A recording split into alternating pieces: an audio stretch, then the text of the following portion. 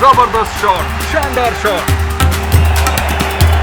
90 का दशक भारतीय क्रिकेट में सुपर स्टारडम का दौर था और बॉल बाउंड्री के बाहर वाकई कमाल का शॉट था। उस वक्त क्रिकेटर्स भी फिल्म स्टार्स की तरह मशहूर और महान हो गए थे। ओह क्या कमाल का कैच है, बहुत बढ़िया कैच पकड़ा। खेल का रोमांच, उसकी खूबसूरती और खेल का सस्पेंस कि कुछ भी हो सकता है। अरे नहीं, बचना मुश्किल है। कोई फर्क नहीं पड़ता था कि आप कौन हैं या कहां से आए हैं, आप पूरे देश के हीरो बन सकते थे। हम अपने सितारों जैसा बनना चाहते थे। हमने देखा कि क्रिकेट का दीवानापन क्या होता है।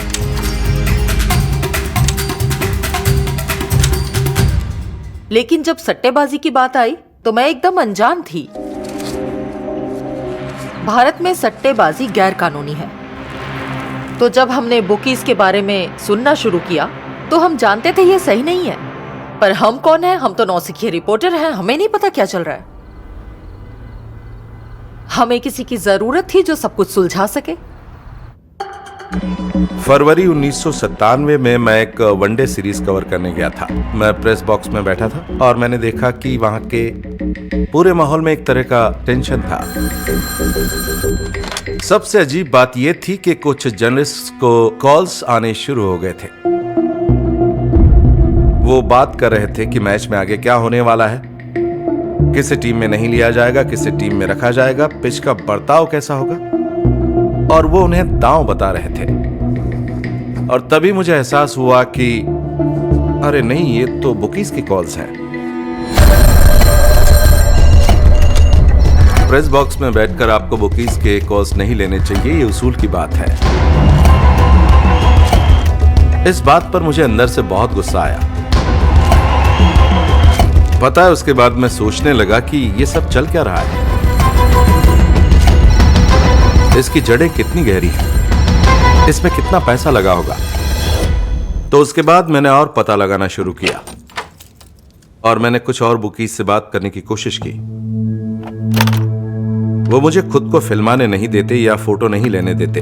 उन्होंने तो मुझे अपने नाम भी नहीं बताए, पर आखिरकार उनमें से कुछ बात करने के लिए तैयार हो गए।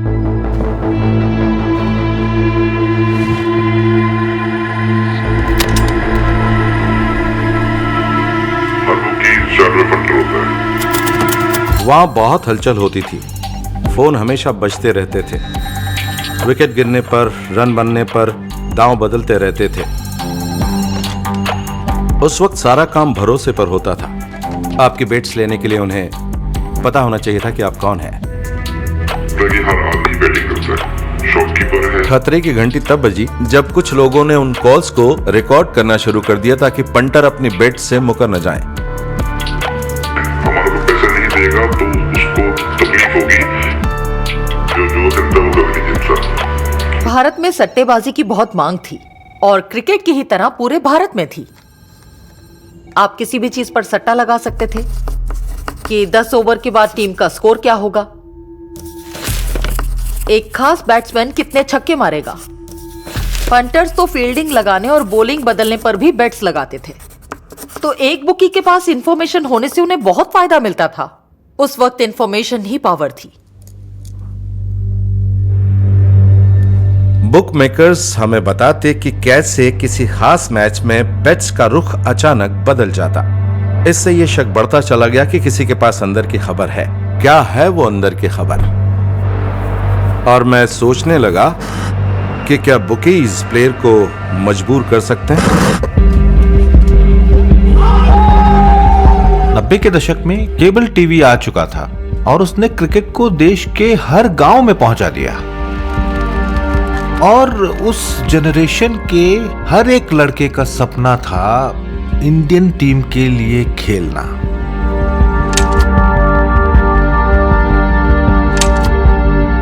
इस बात की पूरी उम्मीद थी कि अगर आप किसी छोटे शहर से भी हों तो भी आप एक हीरो बन सकते थे।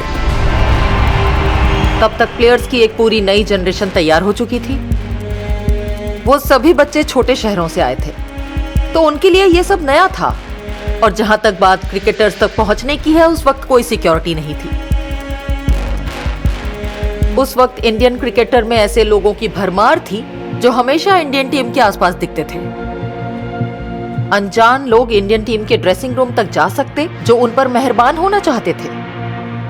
मतलब वो लोग कौन थे? तो मैंने बहुत सारे एक्स प्लेयर्स से बात करनी शुरू की, मगर उनमें से ज्यादातर रिकॉर्ड पर कुछ नहीं कहना चाहते थे। लेकिन मैं हमेशा कुछ न कुछ पता लगाता रहता और आखिरकार मुझे मनोज प्रभाकर मिल गए। शानदार बॉलिंग, बढ़िया इन स्विंग, लेट मोमेंट की वजह से इन्हें विकेट गंवानी पड़ी। मनोज प्रभाकर इंडिया की तेज गेंदबाजी करने वाले ऑलराउंडर थे, बेमिसाल प्लेयर और एक जुझारू क्रिकेटर।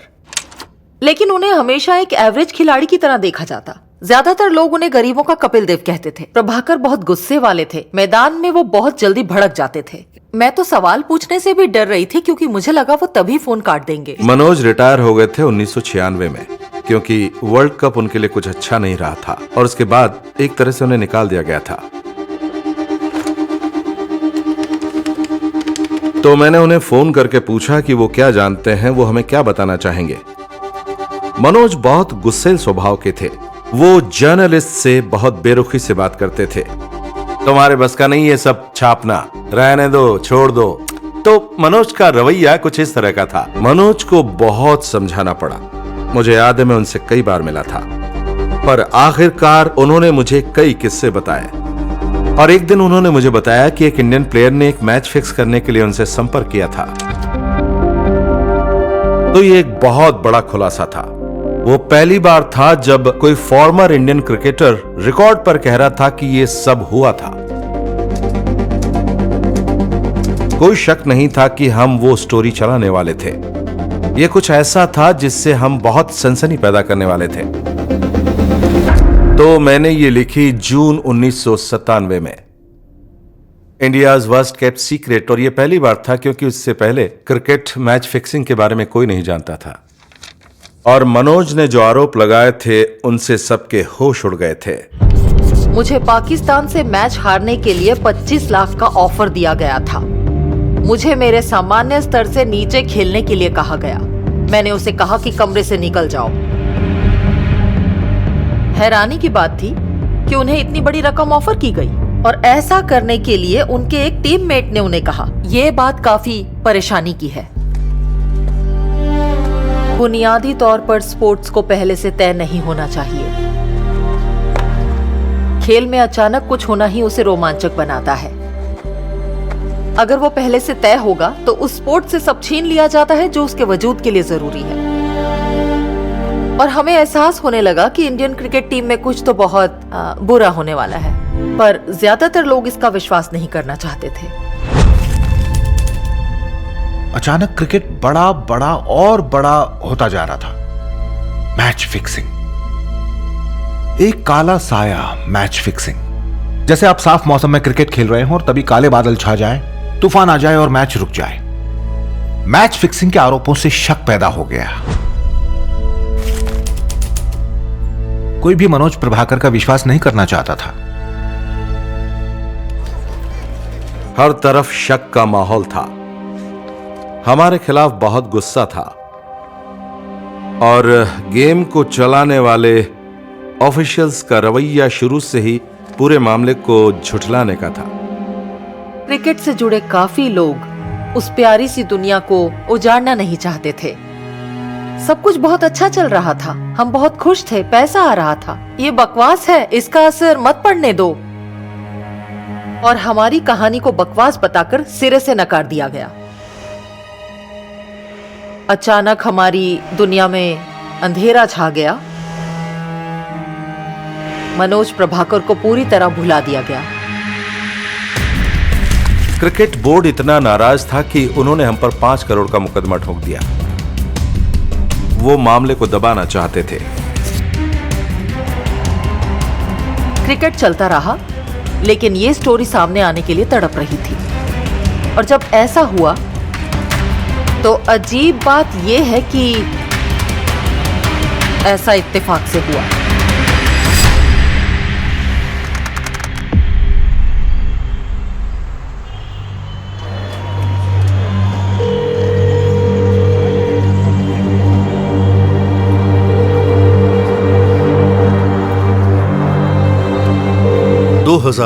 एक आदमी ने शिकायत की कि उसे धमकी भरे कॉल्स आ रहे थे और लोग उससे पैसे की उगाही करना चाहते थे।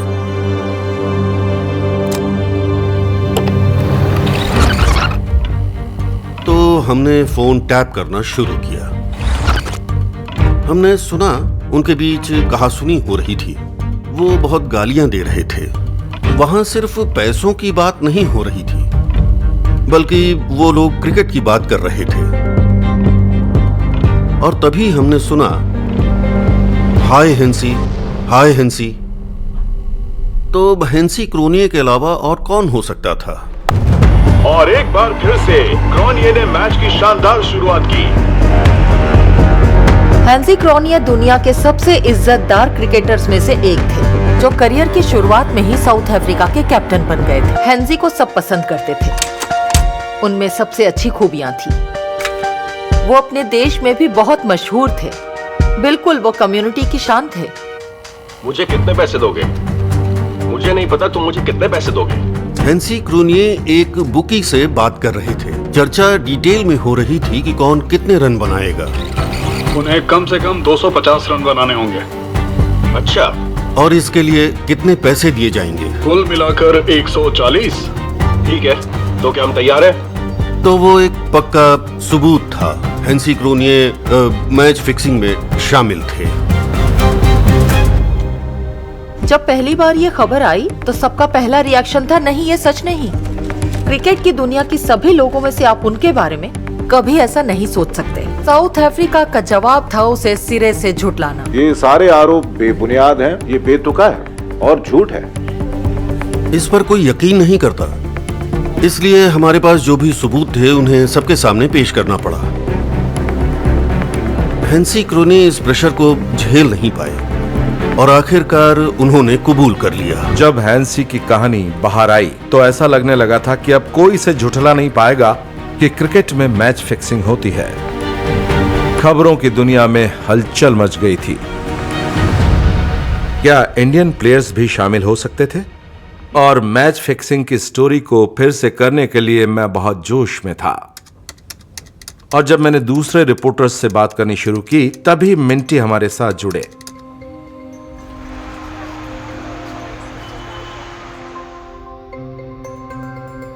मेरे ख्याल से सच को बाहर लाने का इकलौता तरीका था उंगली टेढ़ी करना।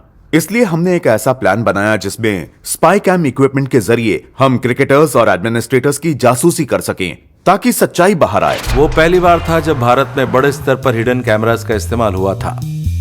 तो सबसे शानदार टेक्नोलॉजी वाली चीजें लाने के लिए मैं लंदन गया।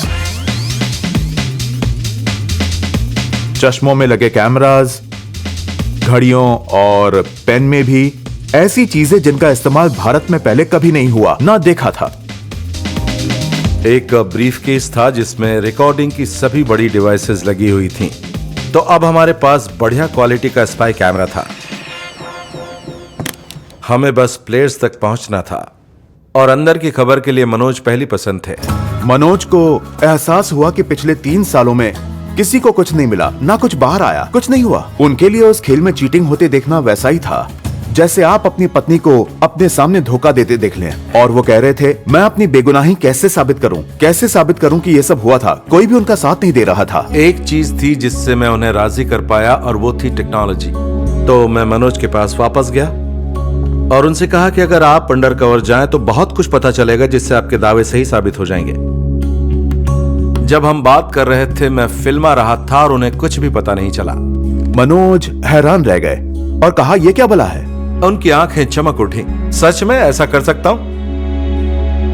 मनोज को एहसास हुआ कि उन आरोपों को फिर से साबित करने का वक्त आ गया है। 6 हफ्तों के वक्त में मनोज प्रभाकर और अनिरुद्ध बहल कई क्रिकेटर्स और एडमिनिस्ट्रेटर्स का स्टिंग ऑपरेशन करने पूरे देश में कई जगह गए। वो खुद मैच फिक्सिंग में शामिल नहीं थे, पर वो उसके बारे में सब कुछ जानते थे। अनिरुद्ध बहल एक निडर इन्वेस्टिगेटिव जर्नलिस्ट हैं, लेकिन मनोज प्रभाकर वो अपने दोस्तों और कलीग्स का स्टिंग ऑपरेशन कर रहे थे। वो लोग जिनके साथ उन्होंने कई सालों तक क्रिकेट खेला था। ऐसा काम करने के लिए बहुत हिम्मत चाहिए। वो पहली बार था जब मैंने अंडर कवर काम किया था। पकड़े जाने का डर हमेशा दिमाग में बना रहे। ऐसे में एंगल को सही करने का कोई चांस नहीं होता, क्योंकि उससे किसी को शक हो जाता।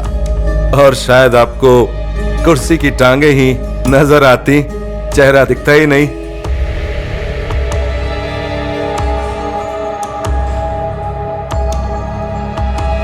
इस बात की भी चिंता रहती कि कहीं बैटरी तो खत्म नहीं हो गई या टेप तो खत्म नहीं हो गई। तो बैटरी या टेप बदलने के लिए बार बार बाथरूम जाना पड़ता था, और ब्रीफकेस लेकर बाथरूम जाने से शक पैदा हो सकता था। टेप्स बनाते थे मनोज और मैं, और फिर मिंटी का काम असल में पूरी फिल्म बनाना था। वो पहला दिन था जब हमें मटेरियल मिला और हमने फुटेज देखनी शुरू की। मुझे एहसास हुआ इस काम को करने में तो मेरी हालत खराब हो जाएगी। ऑडियो बहुत बेकार था, वीडियो के एंगल खराब थे, और एक ऐसा इंटरव्यू लिखना था जिसमें लिप मूवमेंट बिल्कुल नहीं दिख रहा था। मेरा दिमाग खराब हो गया था। और हालांकि उनमें से कोई भी खुद किसी गलत काम में शामिल नहीं था, पर बहुत जल्द इतना तो साफ हो गया था कि हमारे हाथ बहुत बड़ी स्टोरी लगी है। अब सब हैंसी क्रोनिया के पैसे लेने की बात कर रहे थे कि पूरा वर्ल्ड कप फिक्स था। ये लोग वो बता रहे थे जो शायद होने का उन्हें शक था। मुझे पहले से ही हर गेम का रिजल्ट पता था। हमने देखा कि टॉप क्रिकेटर्स और टॉप एडमिनिस्ट्रेटर्स मैच फिक्सिंग को बहुत हल्के में ले रहे थे। हैंसी के कांड ने बहुत गुस्सा पैदा कर दिया था, और तभी खबरों का बाजार गर्म हो गया। हमारे अंदर एक तरह का डर बैठ गया था, अगर हमने स्टोरी ब्रेक नहीं की तो किसी को पता चल जाएगा। तो मेरे ऊपर बहुत ज्यादा प्रेशर था। लेकिन मिंटी ऐसे शख्स थे जो एक वक्त में एक ही कदम उठाना चाहते थे। हमने लोगों के विश्वास का फायदा उठाया। हमने उन्हें डसा। मैं एक भी शब्द गलत नहीं होने दे सकता था। 4-5 दिन बाद मनोज ने कॉल करके पूछा, क्या काम हो गया? एडिट हो गया क्या? फिल्म तैयार हो गई? कुछ भी मतलब हम यहाँ पर मैगी नूडल्स बना रहे थे क्या? ये सीरियस मामला था, और कभी कभी मैं गुस्सैल और पागल भी हो जाता हूँ जब जरूरत पड़ती है। उस हॉल में करीब 40 कैमरास और 100 जर्नलिस्ट थे। हॉल खचाखच भरा था। इंटरनेशनल मीडिया, पॉलिटिशियंस, लॉयर्स, सबको पता चल गया था। और इसके किरदार थे क्रिकेट के जाने माने लोग। जाहिर है इसमें सबकी दिलचस्पी थी। हमने टेप की एक कॉपी राष्ट्रपति को भेजी, क्योंकि हमें डर था कि हमारी टेप जब्त कर ली जाएंगी, और पता नहीं था कि एक्शन लिया भी जाएगा या नहीं।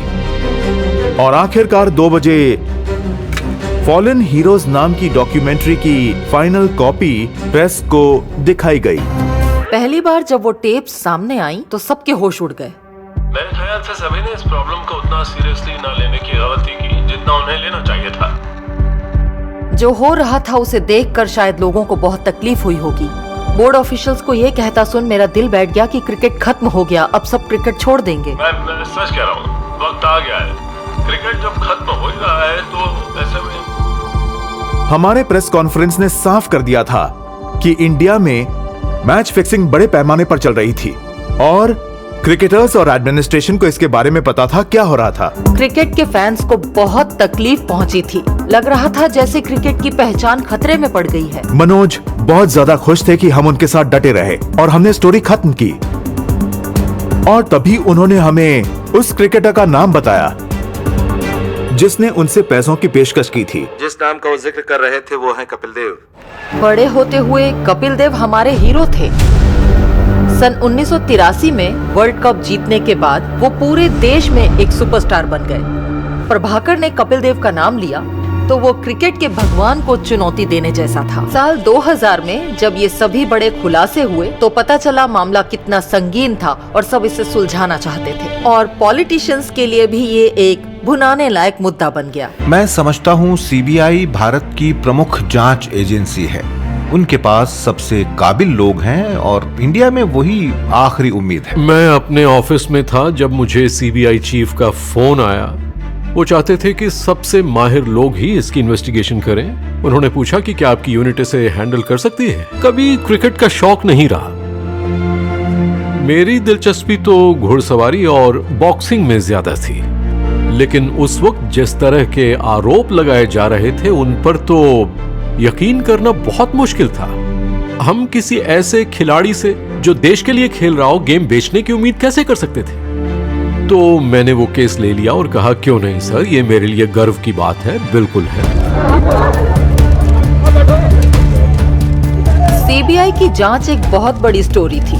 सब उसके बारे में जानना चाहते थे। पूरे देश की निगाहें सीबीआई पर टिकी थीं कि क्या हुआ था, सच्चाई क्या है। हालांकि ये एक ऐसा हाई प्रोफाइल केस था जिससे लोगों की इज्जत बच जाती या मिट्टी में मिल जाती, पर मैंने उन कुछ खास लोगों तक पहुंच बना ली थी जो इस इन्वेस्टिगेशन में शामिल थे। सीबीआई की काबिलियत ज्यादातर दूसरे मामलों में भ्रष्टाचार उजागर करने की थी, पर क्रिकेट में नहीं। मुझे नहीं लगता कि उन्हें इस बात का अंदाजा था कि ये केस कितना बड़ा होने वाला है। देखा जाए तो जब हमने ये इन्वेस्टिगेशन शुरू की तो हमारे पास मनोज प्रभाकर का लगाया हुआ सिर्फ एक ही आरोप था कि कपिल देव ने उन्हें 25 लाख रुपए की पेशकश की थी। लोग जानना चाहते थे कि क्या मनोज के लगाए आरोपों में कोई सच्चाई थी।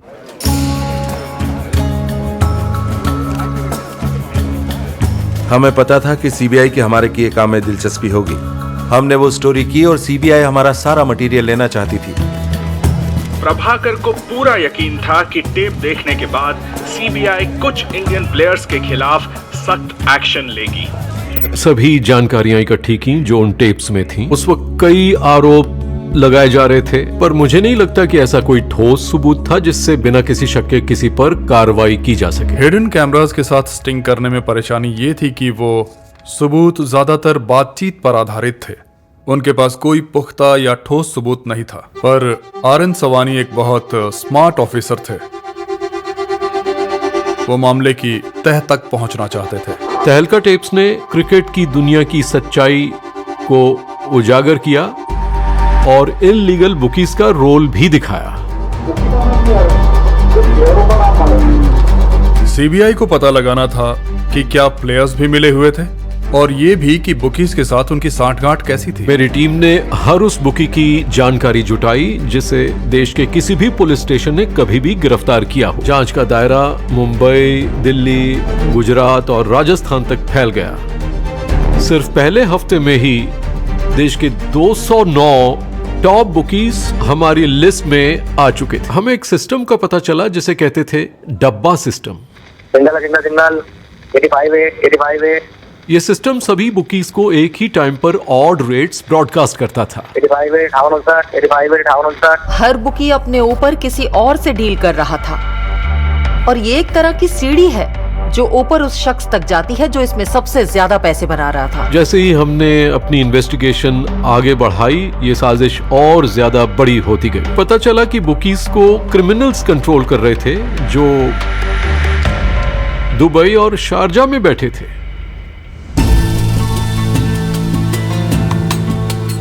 शारजा तो मिडिल ईस्ट का लास वेगस था। कई इंडियंस एक दिन शारजा जाकर मैच देखने का सपना देखते हैं। टेलीविजन स्टार्स, मूवी स्टार्स, उनके बड़े बड़े सनग्लासेस और बाकी का फैशन, और इन सब के बीच बैठा होता है एक आदमी, इंडिया का most wanted criminal Dawood Ibrahim. वो ड्रग्स के धंधे के लिए जाना जाता है। जो भी उसे वक्त पर पैसे नहीं देता वो उसे मरवा देता है। वो वहां बैठकर फोन पर बात कर रहा होता, जाहिर है ऑर्डर देता कि गेम में क्या होना चाहिए। और इसलिए उन दिनों जो लोग क्रिकेट में थे उन्हें अंडरवर्ल्ड के प्रेशर का सामना करना पड़ता था। आपको समझना चाहिए कि बुकीज की दुनिया एक खतरनाक दुनिया है। माफिया के लोग अपना कायदा तोड़ने वाले किसी आदमी को कभी माफ नहीं करते। तो कोई भी सामने आकर ये नहीं बताना चाहता था कि खेल में क्या धांधली चल रही है। लेकिन तभी एक बहुत बड़ी कामयाबी आई साउथ अफ्रीका से। जब सीबीआई की जांच चल रही थी तभी साउथ अफ्रीका ने किंग कमीशन का गठन किया हैंजी क्रॉने के इकबालिया बयान की जांच करने के लिए। मैं अपनी नैतिक और पेशेवर जिम्मेदारियों को निभाने में नाकाम रहा। मैं ईमानदार नहीं रहा और उसके लिए मैं तहे दिल से माफी मांगता हूँ। उनकी पर्सनैलिटी बदल गई थी। वो अपनी कुर्सी में झुक कर बैठे थे। लेकिन किंग कमीशन में सबसे चौंकाने वाला खुलासा तब हुआ जब हेंजी क्रॉने ने इलीगल बेटिंग के ग्लोबल नेटवर्क के तार इंडिया से जोड़े। क्रॉने ने कहा कि उसकी पहचान किसी बुकी से कराई गई थी। नाम था एमके गुप्ता। उन्होंने बाकी प्लेयर्स से बात करने को कहा और ऐसा करने के लिए मुझे लगभग $30,000 कैश में देने की पेशकश की। ये बहुत बड़ा खुलासा था। हमें एहसास हुआ कि ये आदमी हमारे बहुत काम आएगा, लेकिन एमके हमारी बुकीज की लिस्ट में नहीं था, तो हमने उसकी तलाश शुरू कर दी। आखिर एमके गुप्ता कौन था? कोई नहीं जानता था वो कैसा दिखता है। क्या उसके पास बॉडीगार्ड्स थे? क्या अब उसके पास बाउंसर्स थे? हम उसके घर गए, उसके घर की तलाशी ली, हम उसके रिश्तेदारों के घर गए। हमें पता चला कि उसकी एक ज्वेलरी शॉप थी जिसे उसके पिताजी संभाला करते थे। मुझे उसके पड़ोसियों से पता चला कि वो लोगों से ज्यादा घुलता मिलता नहीं था, और शायद ऐसा करना सही भी था क्योंकि उसका धंधा ही कुछ इस तरह का था। जैसे ही वो खबर टीवी पर दिखाई गई, वो गायब हो गया और वो कहीं नहीं मिल रहा था। लेकिन वो जान चुका था कि अब सीबीआई उसके पीछे पड़ी है और वो उसे पकड़ने के लिए किसी भी हद तक जा सकते हैं, और इसीलिए उस पर सामने आने का प्रेशर बढ़ता जा रहा था। लेकिन साल 2000 में एक खबरी मेरे पास आया और कहा कि कोई मेरे सामने सरेंडर करना चाहता है। एमके गुप्ता नाम का एक शख्स। मैंने कहा मैं क्यों? क्योंकि मैं उस मामले की जांच नहीं कर रहा था। तो उसने कहा सर, उसने आपको एक पब्लिक मीटिंग में देखा था और उसे लगता है कि अगर वो आपसे मिलेगा तो आप उसे गाइड कर पाएंगे। मुझे लगा मैं इंपॉर्टेंट हूं क्योंकि उसने मुझे चुना था। हमने एक सुपर डिलक्स होटल में मिलने का फैसला किया। मुझे उस खबरी पर पूरा भरोसा था, तो मैं बिना किसी बैकअप के गया और एक बहुत ही मामूली से दिखने वाले आदमी ने दरवाजा खोला और कहा यस सर प्लीज अंदर आइए। तभी अचानक मैंने कमरे में 2 और लोगों को देखा। मैं थोड़ा बेचैन हो गया, तो मैंने एक गहरी सांस ली और मैंने कहा तो मुझसे क्यों मिलना चाहते थे? उसने कहा सारी फसादों की जड़ मैं हूं। ये सब कुछ मेरी वजह से हुआ है। और जब उसने बात करना शुरू किया तो मैं समझ गया था कि अब मुझे क्रिकेट में करप्शन से 2-2 हाथ करने हैं। वो मुझे ऐसे राज बता रहा था कि मैंने उसे सीबीआई हेडक्वार्टर्स ले जाने का फैसला किया। जब हम मुकेश गुप्ता को सीबीआई के पास लाए तो वो सच में बहुत डरा हुआ था। अगर वो किसी का नाम उजागर करता तो उसकी जिंदगी खतरे में पड़ सकती थी। लेकिन हमने मुकेश गुप्ता को भरोसा दिलाया कि अगर उसने सच बताया तो हम उसे कुछ नहीं होने देंगे, और इसके बाद वो हमें सब कुछ बताने के लिए राजी हो गया। मुकेश गुप्ता दिल्ली के एक कॉलेज से ग्रेजुएट था। शुरू में वो एक बैंक में काम करता था। जब वो पैदल चलकर घर आ रहा होता तो सड़क के किनारे लोगों को क्रिकेट पर सट्टा लगाते देखता। उसने खुद कभी क्रिकेट नहीं खेला था, लेकिन उतने ही कम वक्त में वो गेम की सभी बारीकियां समझ गया था। और उसी वक्त वो लोकल ग्राउंड में जाकर बच्चों को क्रिकेट खेलते हुए भी देखा करता था। वो समझ चुका था कि अगर कोई टैलेंटेड बच्चा नजर आ जाए तो उस नौजवान को तैयार किया जा सकता है। और तभी उसकी मुलाकात हुई अजय शर्मा से। अजय शर्मा दिल्ली के एक गरीब परिवार का क्रिकेट खेलने वाला नौजवान लड़का था। उसने शानदार पारी खेली, 100 रन मारे। किसी ने उसकी जेब में आकर 100 रुपए रख दिए और कहा कि मैं बहुत खुश हूँ, मैं तुम्हारा फैन हूँ। उस वक्त अजय शर्मा को समझ में नहीं आया कि क्या हो रहा था, और उसे बहुत अच्छा लगा कि किसी को तो उसका गेम बहुत पसंद आया। लेकिन बुकीज बहुत लंबा सोचते हैं और वो अपनी पहली रिक्वेस्ट करने से पहले खिलाड़ी को बहुत लंबे वक्त तक पालते रहते हैं। और अजय शर्मा आगे चलकर एक नेशनल क्रिकेटर बन गया। और एमके गुप्ता को अंदर की इतनी खबरें मिल रही थी कि उसने बहुत पैसे बनाए और उस पैसों में से वो अजय शर्मा को भी हिस्सा देता था। एक बार आप इसमें फंस गए तो हालत उस दीमक जैसी हो जाती है जो छेद करके लकड़ी में घुसता है। आप जीवन भर के लिए फंस जाते हैं। मुकेश गुप्ता ये नहीं कहता, तुमने मुझे ये बताया, मैंने तुम्हें इतने पैसे दिए थे, वो बातचीत को रिकॉर्ड भी करता होगा, वो प्लेयर को ब्लैकमेल भी कर सकता था। और वो अजय शर्मा ही था जिसने मुकेश गुप्ता को किसी और से नहीं बल्कि कैप्टन से मिलवाया था, मोहम्मद अजहरुद्दीन। अजहरुद्दीन अजहरुद्दीन अजहरुद्दीन वो बहुत बड़ा खुलासा था। उस वक्त वो वाकई अपने करियर के शिखर पर था, इस देश का आइकन, और उस पर लगा कोई भी आरोप भारत की जनता को कभी पसंद नहीं आता। क्या मुकेश गुप्ता मोहम्मद अजहरुद्दीन जैसे आदमी को रिश्वत दे सकता था? तो मुझे सच का पता लगाने का दबाव महसूस हुआ। अजहर बात करने में कभी बहुत अच्छे इंसान नहीं थे। वो आपको बता नहीं सकते थे कि वो क्या सोच या महसूस कर रहे हैं। बहुत ज्यादा झिझक, बहुत बेचैनी। आप आखिरी बार कब रोए थे? कब रोया था? हाँ। मैं रोता आप रोते नहीं हैं? शायद ही कभी रोया हूं। मैदान पर आते ही वो सब गायब हो जाता। क्या टैलेंट था, क्या स्टाइल, क्या अदा थी। एक बार फिर। और उनकी कलाइयां जैसे बॉलर के ईगो को थप्पड़ मार रहे हैं। कलाइयों का बढ़िया इस्तेमाल करते हुए जैसे ईश्वर ने अजहर की कलाइयों को बहुत फुर्सत से बनाया हो, जो एकदम परफेक्ट थी। मुझे याद है जब उन्होंने डेब्यू मैच में सेंचुरी बनाई थी, फिर सेकंड टेस्ट में सेकंड सेंचुरी, और फिर थर्ड सेंचुरी। जबरदस्त, शानदार। वो पूरे देश के हीरो थे। मैं 14 साल का था जब अजहर वर्ल्ड रिकॉर्ड बनाकर यहाँ पर वापस आए थे। बहुत बड़ी बात थी, बहुत ही बड़ी। पूरा हैदराबाद उन्हें लेने आया था। अब तुम हमारे हो, तुम हैदराबाद के बेटे हो। मैंने खुद से कहा कि एक दिन मैं भी उस पोडियम पर खड़ा होऊंगा। मोहम्मद अजहरुद्दीन वो शख्स था जिसने देश का नाम रोशन किया था। वीडियो क्यों बना रहे हो? मैंने मना किया ना। अभी बताना पूरा दूरदर्शन पर पड़ा। और हमने जैसे जैसे इन्वेस्टिगेशन आगे बढ़ाई तो हमने ये देखा कि इसमें कुछ चीजें हैं जिनकी और जांच होनी चाहिए। फॉलन हीरोज की इन्वेस्टिगेशन के दौरान अजहर का नाम सामने आ रहा था। इसमें एक मालिक जो को ठीक कर रहा है। कैसे बहुत सारे किस्से सामने आ रहे थे कि अजहर 10 लाख यहां से ले लेता तो 20 लाख कहीं और से, कहीं से घड़ी तो कहीं से मर्सिडीज। मतलब इस तरह की डील्स, वो भी बहुत सारी। अजहर के नाम पर 3 प्रॉपर्टीज थी। बाकी प्लेयर्स को लगता था कि उसके पास बहुत ज्यादा पैसा था। उसने बहुत महंगे शौक पाल लिए थे।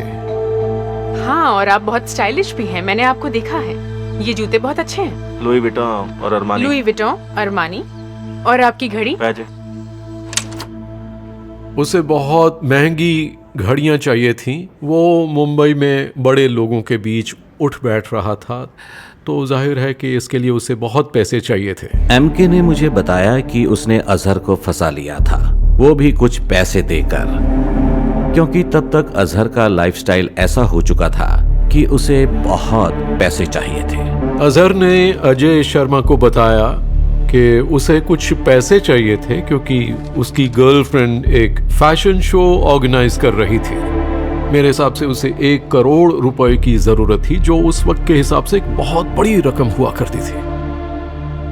अजय शर्मा ने चारा फेंका, कहा एक आदमी है जो तुम्हें इतने पैसे दे सकता है। दिल्ली के ताज पैलेस होटल में मुकेश गुप्ता और अजहरुद्दीन की एक मीटिंग करवाई गई।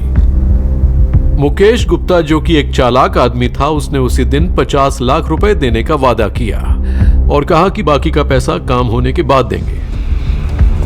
मगर इतना तो साफ हो चुका था कि एमके अजहर से बहुत कुछ चाहता था।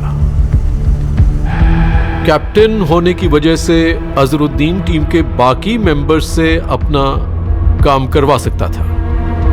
वो प्लेयर्स से अंडर परफॉर्म करवाता और इस तरह मैच हार जाता। इन सभी क्रिकेटर्स के लिए शान की बात है, इंडिया के लिए खेलना गर्व की बात है, और उस गर्व को बेचना शर्मनाक। बेशक उससे सख्ती से निपटने की जरूरत थी। एमके के खुलासे सीबीआई की इन्वेस्टिगेशन की बुनियाद थी।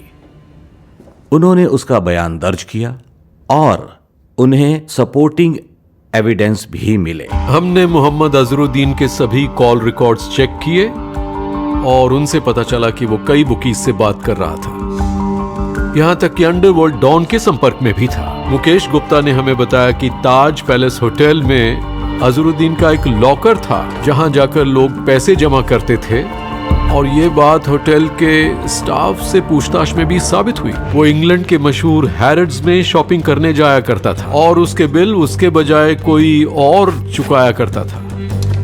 तब बेशक हमें पता चल गया कि वो एक बुकी था। सारे सबूत इकट्ठे करने के बाद हम अजहरुद्दीन को बुलाने के लिए तैयार। उससे एक रात पहले मैं इस पर विचार कर रहा था कि उससे कैसे पूछताछ करनी है। उस वक्त थोड़ा बेचैनी का माहौल था कि हमारी तरफ से कोई भी गलती नहीं होनी चाहिए।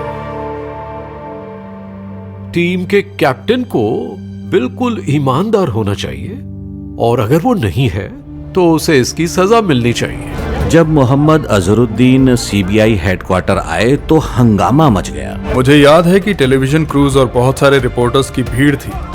वो जानना चाहते थे कि क्या अजहर ने गेम को गंदा किया। बिल्कुल नहीं, अजहर नो चांस। मेरे दिमाग में बस यही चल रहा था कि इसका करियर खत्म करना चाहते हैं, इसका नाम खराब करना चाहते हैं। हमारे पास खास इन्वेस्टिगेशन रूम्स हैं जहां हम इंटेरोगेशन करते हैं। सारी पूछताछ टेबल पर आमने सामने बैठकर होती है। सीबीआई हेडक्वार्टर में आने वाले ज्यादातर प्लेयर्स के चेहरे पर डर था, लेकिन कुछ प्लेयर्स ऐसे भी थे जिन्हें पता था कि क्या चल रहा था, और मैं मोहम्मद अजहरुद्दीन को उसी कैटेगरी में रखूंगा।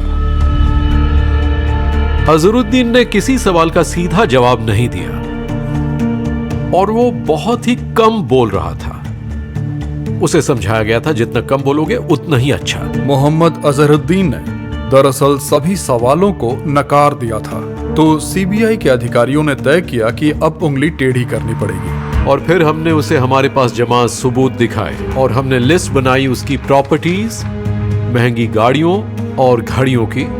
हमने उसे उसके कॉल रिकॉर्ड्स दिखाए, और तो और वो जिस सिम का इस्तेमाल कर रहा था वो भी किसी बुकी ने ही दिया था। उसे ये बताया कि एम के बगल के कमरे में बैठा है, अगर तुम झूठ बोलते हो तो उससे सामना करवाएं। वहीं से सब बदल गया और उसके बाद वो टूट गए। और आखिरकार उसने हमें बताया कि हाँ, मैंने ये मैच फिक्स किया था। वो पूरी तरह टूट चुका था, लेकिन मैं ऐसे प्लेयर से हमदर्दी नहीं रख सकता जिस पर मैच फिक्सिंग का दाग हो, जिसने देश को निराश किया हो। लोग क्रिकेट के गेम को दिल से चाहते हैं, वो रोते हैं, वो हंसते हैं, वो इस गेम के लिए इतने पैशनेट हैं। तो जब पता चला कि वो शख्स एक साजिश में शामिल है जिसे वो आइकन मानते हैं, तो उन्हें सच जानने का हक है। आज दिल्ली में खेल मंत्री ने मैच फिक्सिंग की 75 पन्नों वाली सीबीआई की जांच रिपोर्ट साझा की। सीबीआई इस नतीजे पर पहुंची थी कि बड़े पैमाने पर मैच फिक्सिंग हो रही थी। हमारे अपने 6 खिलाड़ियों के अलावा हमने 9 इंटरनेशनल प्लेयर्स के नाम भी उजागर किए। इसके अलावा हमने ये भी पाया कि एडमिनिस्ट्रेटर्स ने इसकी जांच करने के लिए ज्यादा कुछ नहीं किया था। इसका सबसे पहला असर था क्रिकेट की दुनिया में सनसनी फैल जाना। जब आपको पता चलता है कि वो स्पोर्ट जिसे आप चाहते हैं, जिसकी आप परवाह करते हैं, जिससे आपकी भावनाएं जुड़ी हैं, तो बहुत गुस्सा आता है, आपका दिमाग खराब हो जाता है। उनकी हिम्मत कैसे हुई? लोग ऐसा कैसे कर सकते हैं? पर तभी ये एहसास होता है कि आप भी उसी कम्युनिटी का हिस्सा हैं जो उन्हें इतना बड़ा बनाते हैं कि उन्हें नजर ही नहीं आता कि वो क्या कर रहे हैं। स्पोर्ट की इकलौती चीज जिसके बारे में फैंस परवाह करते हैं वो ये है कि उसे साफ होना चाहिए। कंपटीशन असली है, वो नकली नहीं है, कोई सेटअप नहीं है। लेकिन उन प्लेयर्स ने विश्वास तोड़ा।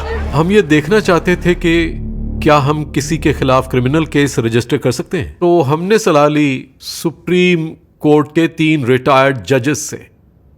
हालांकि इंडिया में बेटिंग इलीगल है, बदकिस्मती से मैच फिक्सिंग कोई क्रिमिनल ऑफेंस नहीं है, इसलिए मैं खुद भी संतुष्ट नहीं था कि हम उनके खिलाफ कोई क्रिमिनल एक्शन नहीं ले सकते थे। उसके बाद बहुत सारे लोगों ने क्रिकेट देखना छोड़ दिया था, उन्होंने बंद कर दिया, उन्हें फर्क नहीं पड़ा। और फिर से क्रिकेट की खोई हुई शान लौटाने का इकलौता तरीका था कि क्रिकेट बोर्ड फिक्सिंग में शामिल प्लेयर्स के खिलाफ अब एक्शन ले। क्रिकेट की दुनिया को अपने फैंस को कहना पड़ा कि नहीं नहीं नहीं नहीं, हम ये बर्दाश्त नहीं करेंगे। हम इन्हें इसकी सजा देंगे। और इसीलिए अजहर को सबके सामने लाना बहुत जरूरी था। उसे सबके सामने सजा देनी थी, सबको भरोसा दिलाने के लिए कि क्रिकेट एकदम साफ था और अजहर एक दाग था। फॉर्मर कैप्टन मोहम्मद अजहरुद्दीन के मामले में ये पता चला है कि M.K. गुप्ता जैसे बुकीज से उनकी सांठगांठ थी और वो मैच फिक्सिंग में भी शामिल थे। मोहम्मद अजहरुद्दीन पर मैचेस में खेलने की आजीवन पाबंदी लगाई जाती है, जो ICC और BCCI द्वारा अधिकृत होंगे। सबसे दुख का पल था इंडियन क्रिकेट के लिए, इंडियन क्रिकेट का बुरा वक्त। अजहर कमाल के इंसान थे, कमाल के क्रिकेटर। उनके साथ खेलना शान की बात थी। वो खुद के लिए मिसाल बने, सबके लिए मिसाल बने। वो एक फाइटर हैं, वो हारना नहीं चाहते थे। तो मैंने यकीन नहीं किया, जरा भी यकीन नहीं किया, क्योंकि अजहर ऐसा नहीं कर सकते थे। अजहर को हैदराबाद में रखा गया, वो कहीं छिप गए थे, वो सबसे दूर हो गए थे।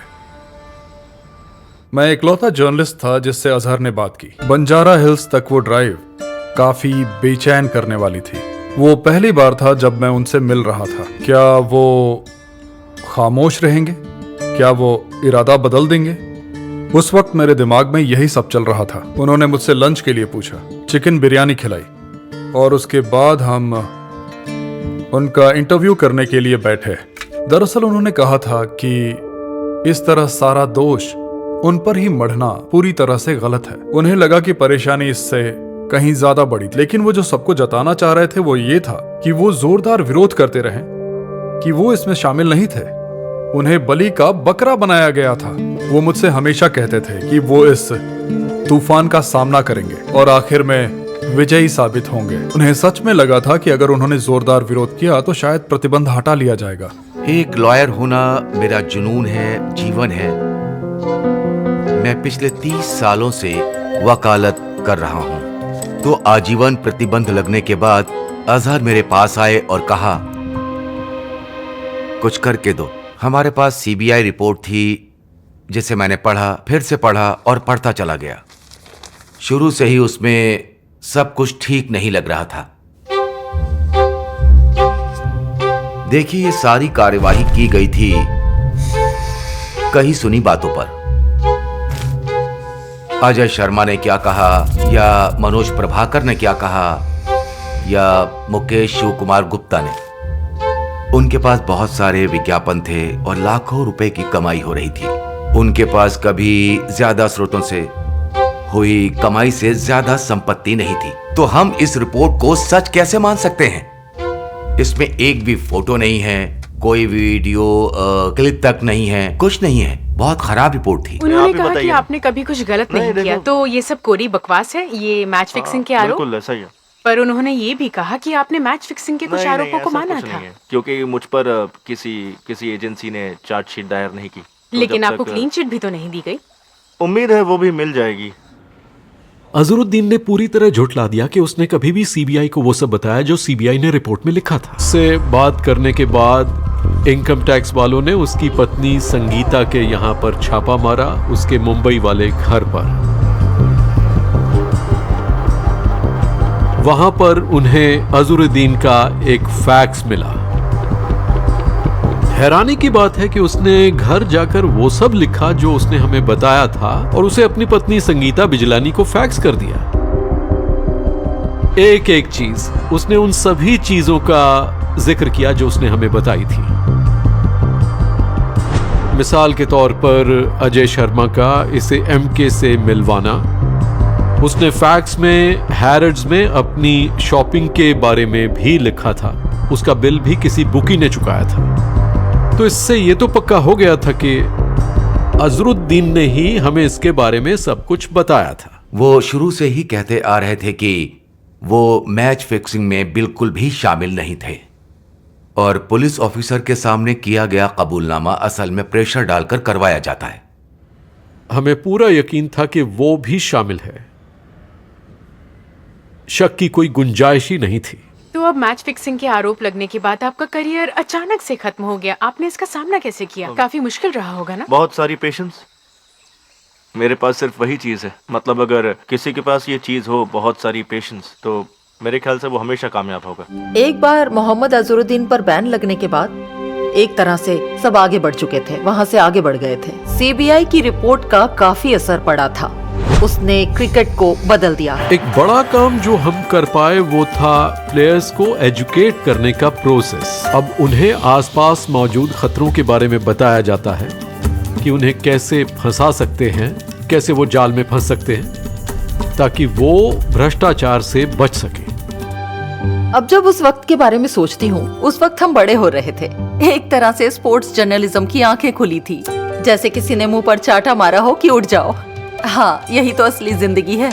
और मेरे लिए सुपरस्टार्स गायब हो गए या धुंधले पड़ गए, लेकिन मैं क्रिकेट कम्युनिटी का हिस्सा बनकर खुश हूँ, क्रिकेट फैमिली का हिस्सा बनकर खुश हूँ। सारी बात क्रिकेट पर ही आ जाती है, क्योंकि ये स्पोर्ट आपको वो एक्शन दे सकता है जो आपको किसी और स्पोर्ट में नहीं मिलेगा।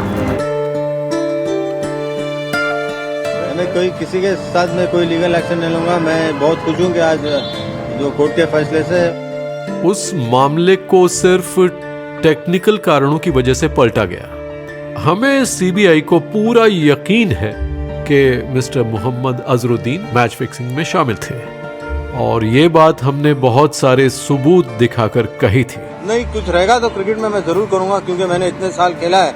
उससे मैं जो थोड़ा भी जो एक्सपीरियंस में हासिल किया, मैं चाहूंगा कि वो एक्सपीरियंस में आगे किसी यंग लड़कों को बताऊं। जो डिसीजन हुआ है ये बहुत ही अनफॉर्चुनेट है, और जो बोर्ड को फैक्ट्स थे वो उन्होंने अप्रिशिएट नहीं किए, और जो बोर्ड ने डिसीजन लिया है ये बड़ा ही आर्बिट्री और डिस्क्रिमिनेटरी है। मुझे नहीं लगता एमके को किसी तरह का पछतावा था। उसने काफी पैसे बना लिए थे और ये उसका वक्त था अपनी कमाई को एंजॉय करने का। अब मैं आराम से जाकर सो सकता हूँ। कपिल देव पर लगाए गए मनोज प्रभाकर के आरोपों की किसी भी सबूत से पुष्टि नहीं हो सकी। देश का हौसला टूट जाता अगर उन्हें पता चलता कि कपिल देव भी इसमें शामिल है। उस लिहाज से मुझे लगता है कि सब लोगों को बहुत राहत मिली कि वो इसमें शामिल नहीं थे। जब मुकेश गुप्ता ने ये बताना शुरू किया कि उसने मनोज प्रभाकर को भी पैसे खिलाए थे, उसी वक्त पूरा मामला पलट गया। शायद वो स्टिंग ऑपरेशंस में इतना बढ़ चढ़कर हिस्सा नहीं लेते अगर उन्हें पता होता कि वो इसमें खुद ही फंस जाएंगे। इस चीज का ये अंत है तो मैंने कभी एक्सपेक्ट नहीं किया था। जिसने ये रेज किया मुद्दा पूरी पब्लिक के सामने, अगर मैं इस चीज का पार्ट होता तो मैं कभी ये चीज शुरुआत नहीं करता। हमें सच में नहीं पता कि मैच फिक्सिंग में मनोज प्रभाकर किस हद तक शामिल थे। अगर थे तो हमने उनसे पूछा, उनका सामना किया, पर उन्होंने सब कुछ नकार दिया। आप कह सकते हैं कि मनोज प्रभाकर शायद या तो बहुत बहादुर थे या एकदम बेवकूफ, पर उस लिहाज से देखा जाए तो कहूंगा कि वो बहुत बहादुर थे।